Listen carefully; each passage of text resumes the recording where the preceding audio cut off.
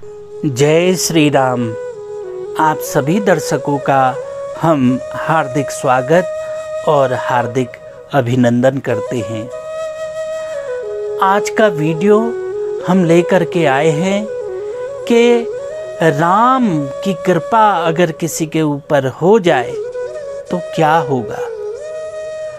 तो शुरू करते हैं आज का वीडियो। भगवान श्री राम की कृपा जिस किसी के ऊपर हो जाए तो अंधा है, नेत्रहीन है तो वो देखने लगता है, लंगड़ा है तो वो चलने लगता है, गूंगा है तो वो बोलने लगता है। तो भगवान की कृपा जब होती है तो छप्पर फाड़ के होती है। जब ऊपर वाला देने पर आता है तो छप्पर फाड़ के देता है। तो अपने काम को, अपने कर्मों को अच्छा कीजिए। झूठ कभी मत बोलिए। जितना आपसे हो सके तो इस झूठ से बचने की कोशिश कीजिए। और बेईमानी मत कीजिए। किसी का हक मत मारिए। और जब आप इस तरीके से अपने अंदर सुधार करेंगे और रोज जब भी आपको समय मिले राम नाम का गुणगान, राम नाम का जप करेंगे तो अवश्य आप पर राम जी की कृपा होगी, भगवान श्री राम की कृपा होगी। राम जिन्होंने कभी मर्यादा नहीं छोड़ी, इतना कठिन समय बिताया, कहाँ राज्याभिषेक होने वाला था, कहाँ वनवास हो गया रातों रात, और सब राजपाट को त्याग करके वन की ओर प्रस्थान किया। सीता जी ने नहीं माना तो साथ में सीता जी को भी लिया।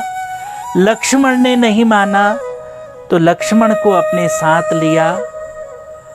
और जब सुमंत उनको वहां छोड़ने के लिए गए तब भगवान ने कहा कि अब तुम जाओ। तो उन्होंने कहा मुझे अपनी सेवा में ही रहने दीजिए।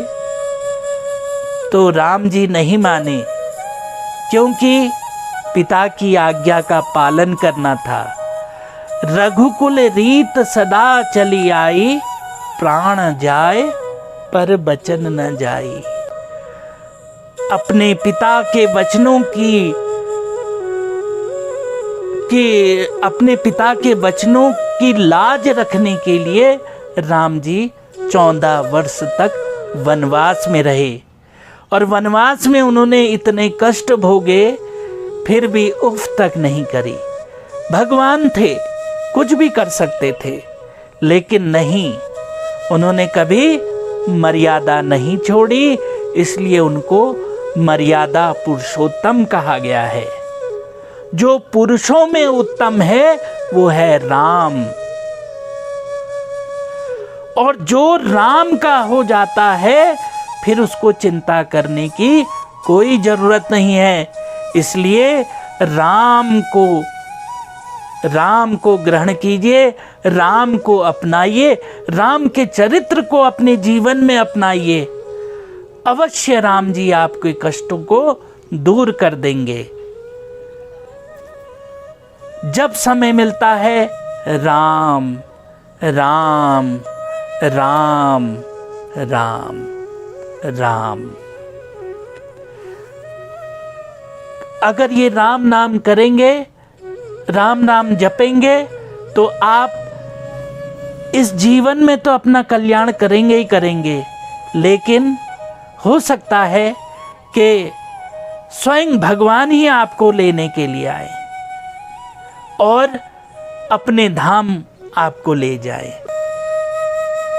तो इसलिए ये जो मानव शरीर मिला है तो इसमें जितना हो सकता है उतना पुण्य कमाइए, उतना पुण्य कीजिए और गलत कामों की ओर अग्रसर मत होइए, गलत कामों की ओर मत भागिए, क्योंकि उसमें माया है, उसमें मोह है, उसकी तरफ मत भागिए।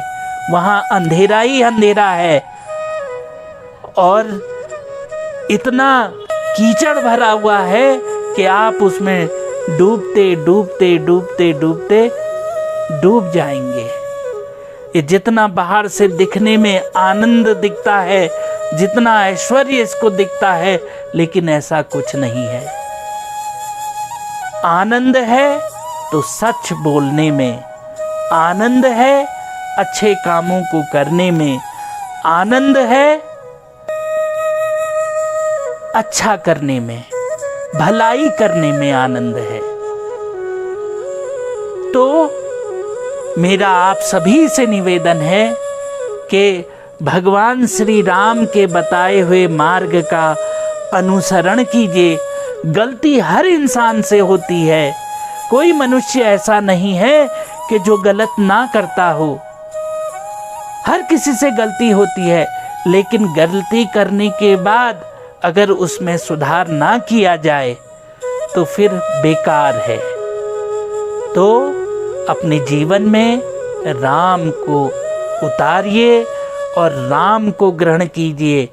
जो राम जी ने मार्ग बताया है बस उसी का अनुसरण कीजिए, आपका कल्याण होगा, आपका भला होगा। जय श्री राम।